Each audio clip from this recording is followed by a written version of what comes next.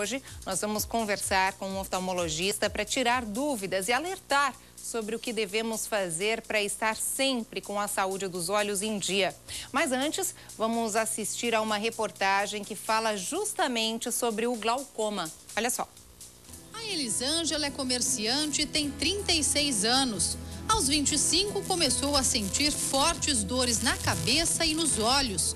Os sintomas a motivaram a procurar um oftalmologista e durante a consulta, a confirmação de uma doença degenerativa. Marquei uma consulta de rotina, então, porque estava com dor de cabeça, para ver se precisava do óculos. Aí passei pelos exames e aí o médico já constatou que eu estava com glaucoma, porque tem um mínimo de pressão e eu já estava com 26 na primeira consulta.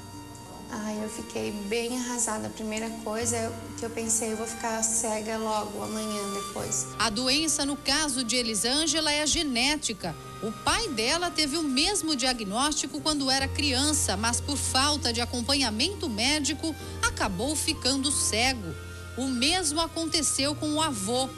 Hoje, o glaucoma de Elisângela está totalmente sob controle.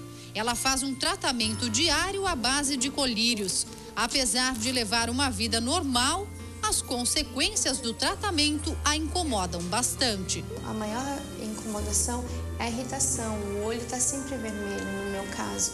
Então as pessoas me abordam, você está com conjuntivite, você está com alguma coisa, você está com sono, você estava chorando, então isso me incomoda. O fator que determina o glaucoma é a alteração da pressão dos olhos. O índice normal é de 16% e os pacientes vítimas da doença costumam ter pressão acima de 25%. De acordo com os médicos, existem mais de 20 tipos da doença e, na maioria dos casos, ela não apresenta sintomas. Tem gente que desenvolve ao longo da vida, mas também pode ser congênita. Gente, para continuar falando nesse assunto tão importante, eu já estou aqui com o Dr. Luiz Felipe Hagemann, que é oftalmologista. Primeiramente, parabéns pelo dia, Obrigado. Né? Seja bem-vindo mais uma vez aqui ao nosso estúdio. O brasileiro, ele sabe cuidar da visão de uma forma correta, doutor? Acho que varia um pouco de acordo com o nível econômico da região. Aqui a gente vê que o pessoal tem essa preocupação, até porque nós, os oftalmologistas da região e vocês, as redes de comunicação, têm feito essa coisa no sentido de instruir todo mundo que isso é necessário. Prevenir, né, de uma certa Exatamente, forma. Bom, mas aí assim, a gente mostrou ali, eu citei no início que a catarata acaba sendo o maior risco de cegueira, maior que o glaucoma. Em porcentagem, qual a diferença? A catarata em torno de 50%, o glaucoma em torno de 10%. Qual a diferença entre catarata e glaucoma? A catarata é uma lente natural que nós temos dentro do olho que foca a imagem quando a gente olha para perto. E à medida que a pessoa vai envelhecendo, essa lente vai ficando mais endurecida e mais amarelada. Vai embaçando, como se eu tivesse um vidro que é transparente, ele vai perdendo a transparência. Então, é uma causa de cegueira reversível, né? Hoje, com as campanhas que têm sido feitas e no Brasil afora, isso não é um problema. Isso passa a ser um problema em regiões onde o subdesenvolvimento acontece, já que não tem gente especializada ou mesmo o sistema de saúde não chega de maneira a operar todo esse pessoal que precisa. E o glaucoma não, o glaucoma é outra coisa totalmente diferente. O glaucoma é uma doença que acomete o nervo óptico e a causa mais comum é o aumento da pressão ocular. Existem glaucomas que a pressão não é alta, mas o mais comum realmente é quando a pressão do olho aumenta e isso vai lesando o nervo aos pouquinhos. A pessoa acaba sendo assintomático. Sim, ele dá sintomas quando está numa fase mais avançada. Então esse que é o problema e por isso que a gente aproveita datas como hoje, né, não para só ganhar os parabéns, obrigado, mas para vir fazer essa divulgação, porque é muito triste quando a gente pega um paciente que poderia ter sido tratado e ele fica cego por ignorância ou por não saber que poderia ter vindo ou pela falta realmente de conseguir chegar e fazer um exame. Gente, assim, se você aí de casa tem alguma dúvida a respeito da saúde da sua visão de forma geral, você pode ligar aqui para a gente tirar a sua dúvida ao vivo. O programa é ao vivo, o doutor vai responder para você. O telefone aqui da RIC TV Record é o 3381-3200. 3381-3200. A visita, por exemplo, a um oftalmologista, doutor, deve ser com que frequência? Em torno de 1 a 2 anos. 1 a 2 anos, nem é tão próximo, né? Como de um dentista, por exemplo. Não, mas isso depende da idade da pessoa e se ela já apresenta alguma condição, por exemplo, se já tem alguma degeneração macular. E se um olho a pessoa já perdeu por alguma doença, eu chego a ver pacientes a cada 3, 4 meses para prevenção, quando o risco é um pouco maior. Por exemplo, se meu pai e minha mãe tiveram catarata, a probabilidade de eu ter é grande ou a catarata é comum em todos os seres humanos? Olha, eu brinco hoje que a catarata é até uma dádiva para alguns pacientes que, por exemplo, quem usa um óculos com um grau um pouco mais forte, hoje em dia a gente consegue fazer a cirurgia e até, em muitos casos, deixar essa pessoa independente do óculos. Eu não digo não usar nunca mais, mas em operando a gente já corrige a lente que vai dentro do olho para corrigir o grau da pessoa. Então, catarata não é uma preocupação do ponto de vista de saúde tão importante numa faixa economicamente um pouco melhor. Né? É realmente um problema maior em pessoas de renda mais baixa. Porque com a operação se corrige. Exatamente. E a operação acaba sendo custosa, claro. Tem um custo para isso, né? Sim, mas o SUS até de uma maneira geral tem feito um serviço melhor ao longo dos anos com as campanhas dos mutirões que tem conseguido providenciar em torno de 200 mil cirurgias de catarata por ano no Brasil. Tá? Na verdade, a gente precisaria até de 600 mil cirurgias de catarata por ano para conseguir suprir toda a demanda. Porque ele falando aqui no intervalo que a catarata é mais ou menos que nem ruga, né? Como o brasileiro está vivendo mais, o povo mundial, de uma certa forma, está vivendo mais, acaba vindo esses problemas de visão que são relacionados com a idade, como é o caso da catarata. Exatamente. A gente não tem um remédio para catarata. Ruga ainda pode se usar um botox, uma coisa assim, mas para catarata o tratamento é a cirurgia, né?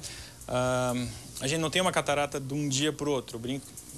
Eu falo para os pacientes, você não tem uma catarata dos 50 para os 51, ela vai aos pouquinhos piorando. Então, as pessoas às vezes não percebem essa piora de visão e ao fazer uma consulta a gente constata a catarata e consegue aí fazer um tratamento um pouco melhor. Então, isso não chega a levar uma dificuldade no dia a dia da pessoa, a não ser que ela seja uma catarata muito, muito avançada. Perfeito, a gente tem pergunta. Alô, quem fala? Oi, aqui é a Nilce. Oi, Nilce, você fala de onde? Do bairro da Velha. Da Velha aqui de Blumenau. Nilce, sua dúvida é qual? Eu queria saber, eu tenho um filho que ele está sempre botando colírio no olho porque ele tem um olho seco. Ele não sente dor, já foi no oculista, não tem perda de visão, mas ele tem a vista vermelha, seca. E ele fica botando colírio, eu fico preocupada com isso. Saber se está certo ou não está, né? E certo. o que pode causar mais tarde. Perfeito, perfeito. Muito obrigada aí pela sua pergunta. Olho seco realmente é um problema comum.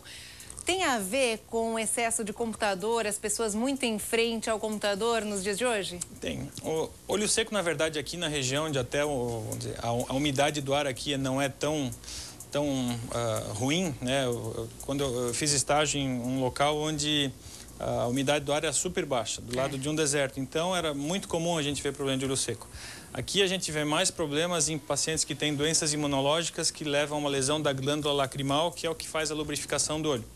Mas, como você falou, no computador, pelo fato da movimentação da tela, ao contrário de um livro, onde a gente tem aquela coisa parada, isso daí leva a mecanismos fisiológicos de atenção do animal em si, né?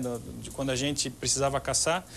Então, aquela tela movimentando, ela impacta muito a visão e nós ficamos com o olho mais sem perceber, sem piscar. Isso somado ao uso de ar-condicionado ou iluminação acaba ressecando um pouco mais os olhos. O uso só do colírio lubrificante por si só não é um problema. Não, ela não precisa ficar preocupada, digamos assim, se ele está colocando muito colírio, como é o caso da nossa telespectadora. Se for um lubrificante, certo? Tá. Porque eu já vi casos, né, de mães que colocavam um colíriozinho de corticoide no olho e a criança ficou cega por causa de glaucoma. Nossa! Então, assim, tem que ser o colírio. A gente fala isso também para os nossos telespectadores, para a nossa telespectadora que teve a dúvida.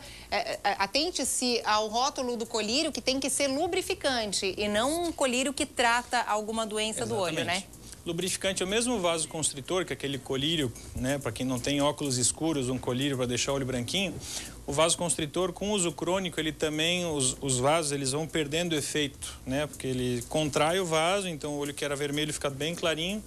Depois que passa o efeito, o olho vai exigindo mais e mais, então a pessoa fica com um olho vermelho crônico. Tem outras causas de olho vermelho que daí tem que ser procuradas, como alergias ou mesmo blefarite, que é uma coisa que não... É até bom falar isso na TV, porque a maioria dos pacientes que têm olho vermelho tem uma deficiência da lágrima causada pela alteração da gordura produzida pelos cílios.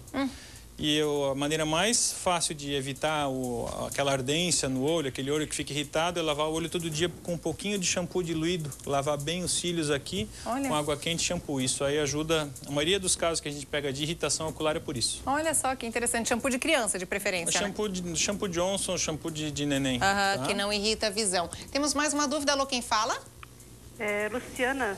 Oi, Luciana. Do Salto do Norte. Boa tarde, Suza. Perfeito. Aqui, boa tarde, querida. Muito obrigada por sua participação. Sua dúvida é qual, Luciana? É que assim, ó, semana passada, na sexta-feira, eu tive uma irritação no olho, né?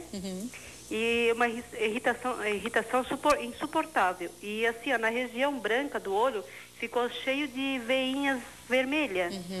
E eu queria, porque até queriam tirar a minha pressão para ver se não estava, né, fora do normal, coisa assim, e aquela irritação ficou. E até diminui, assim, o olhar da pessoa, assim, sabe? Só aconteceu essa vez com você, Luciana? Não, de vez em quando me acontece isso. E me dá muita dor de cabeça também. O que pode ser o caso dela, doutora? Na verdade, são várias coisas. Uma irritação, por si só, às vezes pode ser uma alergia, algum aerosol, alguma coisa que pode ter irritado o olho. O ideal é que faça uma avaliação para vermos se a dor de cabeça tem alguma influência, às vezes pequenos graus de miopia ou astigmatismo. Pode ser de repente algum problema na visão, digamos, usar óculos, a necessidade de usar um óculos, grau de visão? Pode, existe essa dúvida e até um conceito errôneo de que alterações de visão não causam dor de cabeça. Tá? Então, pacientes que têm pequenos graus não corrigidos podem ter dor de cabeça e... Muitas vezes a correção com óculos acaba resolvendo o problema. Logicamente que a pessoa tem que se atentar ao tipo de dor de cabeça, mas aquela mais ao final do dia, depois de ler muito e que vem acompanhada com irritação ocular, pode ser alguma necessidade de uso de óculos. Algum grau, de repente, no caso da Luciana, é bom então você consultar um oftalmologista, viu, Luciana? Falando em graus, é interessante a gente colocar aqui, já que a gente está colocando um apanhado geral sobre a saúde da visão, existe astigmatismo, miopia e hipermetropia. A diferença de cada um deles, qual é, doutor? Míope é aquela pessoa que não consegue ver de longe, mas de perto ele consegue ler, a maioria das vezes, sem óculos. Hipermétrope é ao contrário. Ele consegue enxergar de longe, mas ele precisa de um óculos para ler para perto. O astigmatismo é quando a pessoa tem uma córnea, que imagina uma bola de futebol, ela é redonda, tá? Então esse olho, isso não teria astigmatismo. Quando ela fica mais curva num sentido do que no outro, como uma bola de futebol americano, é como se a gente tivesse formação de 2 graus por cada uma das duas curvaturas. Então, isso é o astigmatismo. E tem a presbiopia também, que é a vista cansada, que aquela pessoa depois dos 40 começa a ter que esticar a mão para... E daí essa acaba sendo comum com o avançar da idade. Sim, a gente brinca que o braço está ficando curto, né? Na verdade, falta um pouquinho de vista. Doutor, de todos esses problemas aí da visão, todos eles conseguem se corrigir com cirurgia, que hoje em dia tem muita gente fazendo a tal da cirurgia para não precisar usar o óculos? Nós temos opções para praticamente todas as faixas etárias, exceto olhos que ainda estão desenvolvendo, então a gente não faz cirurgia em crianças ou até a pessoa atingir os 21 anos de idade, porque ainda pode estar o grau em desenvolvimento, né? Então, excetuando-se aqueles casos onde a pessoa tem alguma doença do olho, onde tem uma contraindicação, praticamente todas as pessoas que têm um grau pelo menos acima de 1 grau, a gente consegue fazer alguma correção. Muitas vezes... Genericamente falando, muitas vezes não vale a pena fazer a correção quando o grau é pequeno ou se a pessoa realmente não faz uso daquele óculos, mas em geral dos 20 até os 40 anos, dos 21 aos 40 anos de idade, a cirurgia com laser, né, na córnea, né, que é a parte externa do olho, que é, vamos dizer, seria o vidrinho do relógio do olho, e acima dessa idade se faz uma monovisão, né, a gente coloca um olho para enxergar para longe e o outro olho para enxergar para perto, né? E hoje nós temos lentes, inclusive, que depois de uma cirurgia de catarata, nos pacientes acima de 55 anos de idade para frente, deixam eles com visão boa para longe e para perto, tá? São lentes difrativas, então a pessoa, em cerca de 80% a 90% dos casos, nunca mais precisa usar óculos.